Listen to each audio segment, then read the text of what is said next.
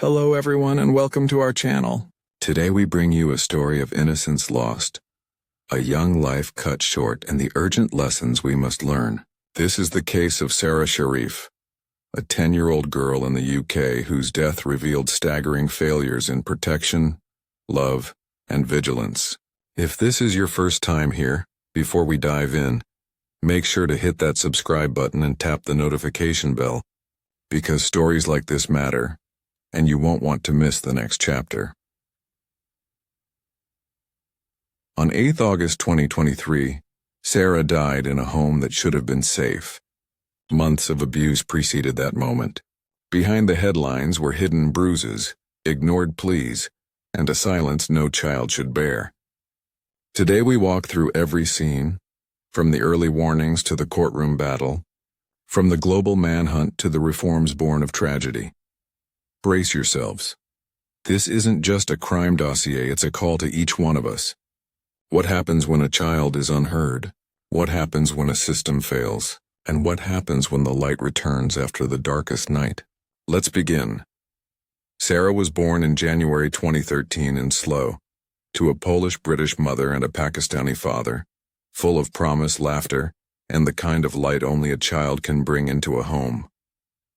Her teachers remember a keen girl, full of curiosity, who loved dancing and drawing, a normal childhood until the cracks began to show. Daily routines shifted, trust eroded, and the home that should have nurtured her instead concealed pain. As time passed, the warning signs appeared but were brushed aside.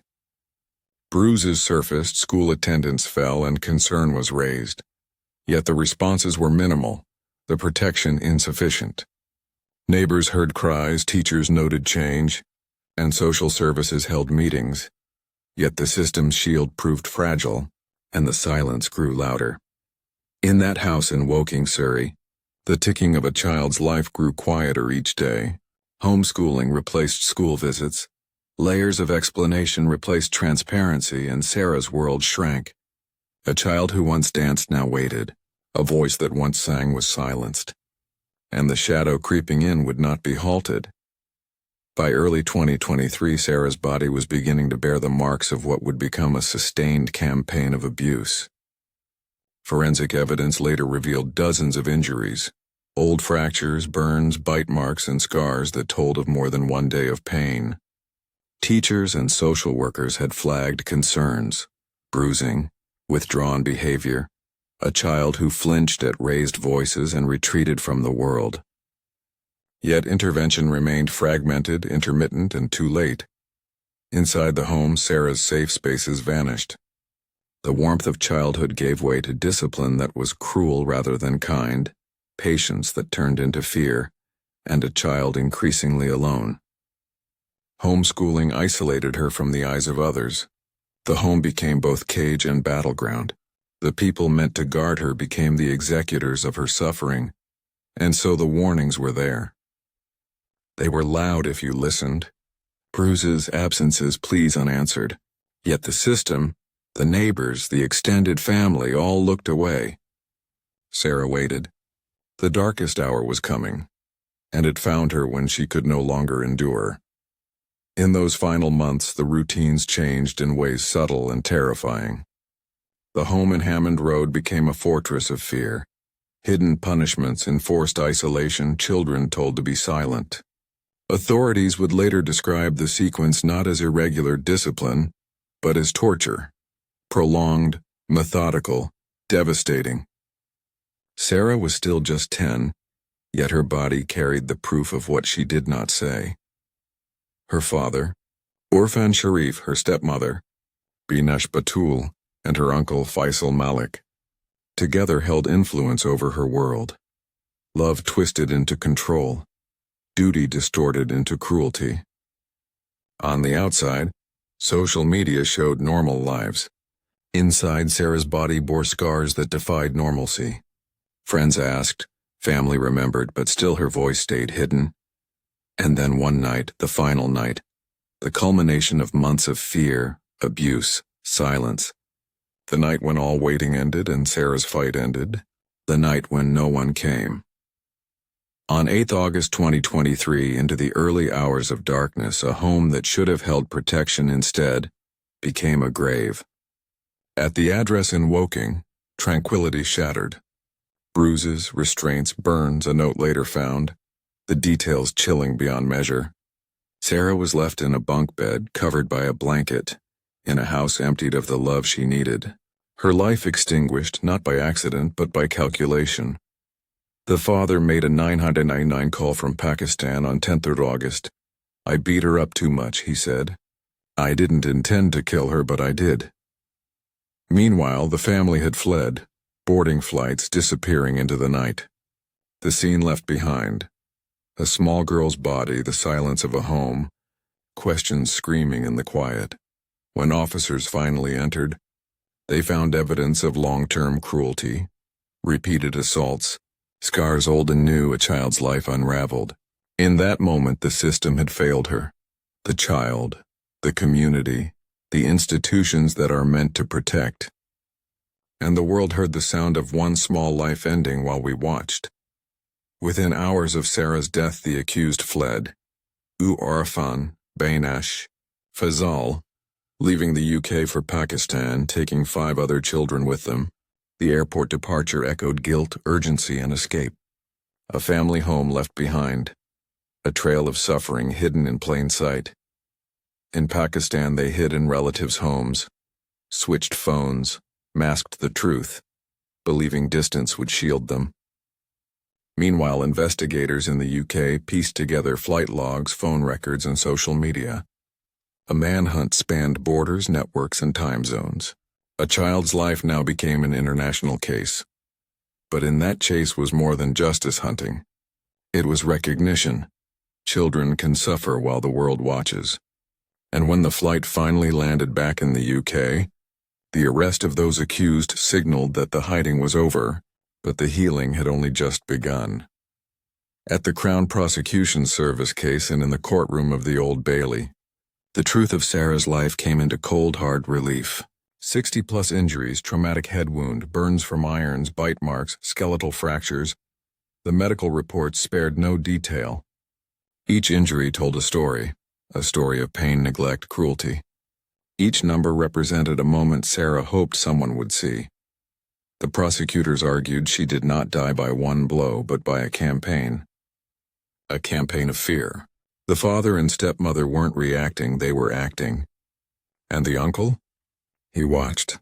The system, it failed. The court heard how Sara's hijab was used not simply for religion, but to hide bruises. How the home became a place to punish rather than protect. As the evidence piled, the world outside watched not just a court case, but a verdict on society. What does it say when a 10-year-old suffers for years while signs are clear? What does it say when institutions meant to act don't? Sara's body spoke louder than anyone dared listen.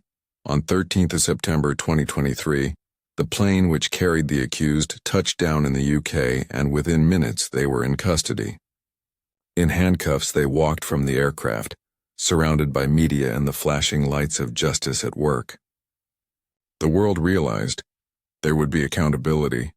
The defense lines opened, the legal engines roared.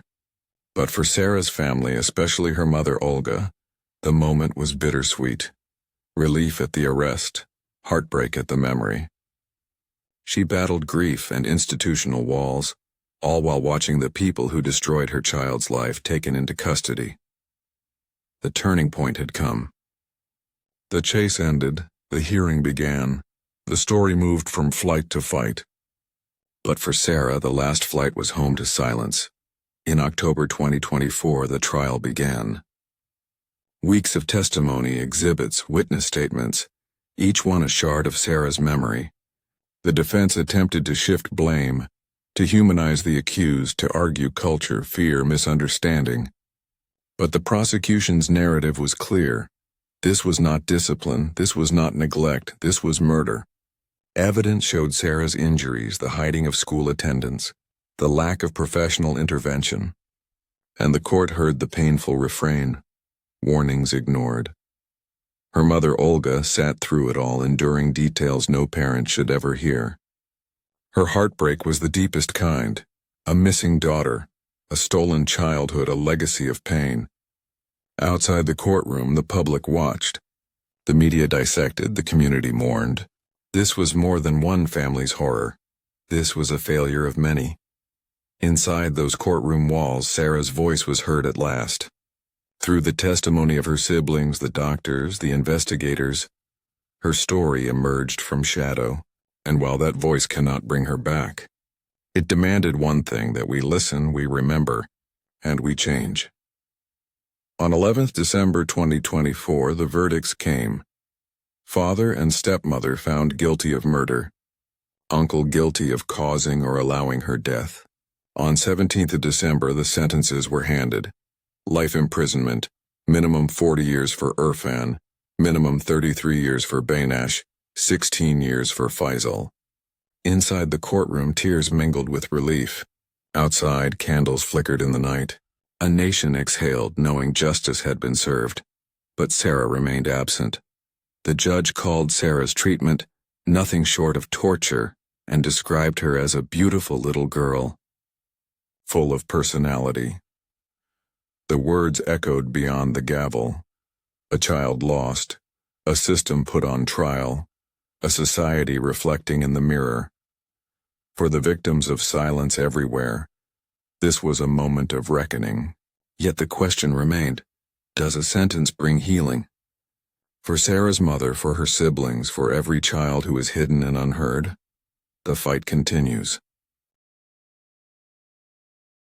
Long after the courts closed, the story of Sara Sharif remained alive in policy debates, memorials, and in the hearts of countless people. An initiative dubbed Sara's Law was proposed, aiming to improve communication between social services and schools in the UK. Communities planted white roses in her memory in Woking and beyond. The words "she should have been safe" carved into gardens of remembrance. But the legacy asks more than honor. It asks action. It asks us to look at every child behind closed doors, every bruise unseen, every cry unheard. It asks systems to respond, neighbors to intervene, societies to protect. Because if we walk away now, we allow the silence to win. And in the quiet of the night, in the gentle turning of leaves, Sara's voice still speaks to us. Not just as memory, but as warning, as mission, as reason to be better. Thank you for staying with us through this emotionally heavy but crucial story. The case of Sara Sharif reminds us that truth can be delayed, but it cannot be denied. If her story touched you, if it stirred something within you, please subscribe now so you don't miss our next deep dive into stories that change us, stories that matter. Before you go, consider this. If you saw a child in panic, hurt, or hiding behind a smile, would you step in? Would you ask the hard question? Would you stay curious until you knew the truth? Because somewhere, someone might be waiting for your voice. Until next time, stay vigilant, stay compassionate,